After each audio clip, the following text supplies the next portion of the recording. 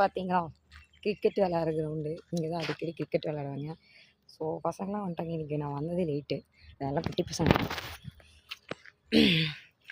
வழக்கம் போல் வந்து 5 கிலோமீட்டர் முடிச்சாச்சு.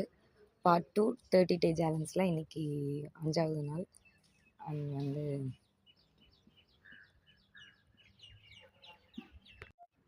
ஸோ 5 கிலோமீட்டர் முடிச்சதையோட இன்றைக்கி ஒரு விஷயம் சொல்லலான்ட்டு இருந்தேன். நேற்று வந்து ஒரு வீடியோ பார்த்துட்டு இருந்தேன்.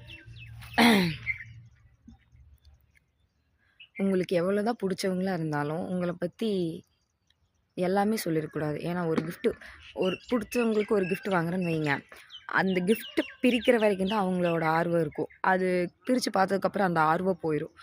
ஸோ அதனால வந்து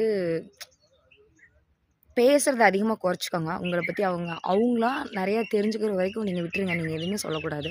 அப்போனா தான் அந்த உறவு ரொம்ப நாள் நீடிக்கும். ஸோ இது நான் நிறைய விஷயத்தில் பார்த்துருக்கேன். ஸோ அதனால் சொல்கிறேன்.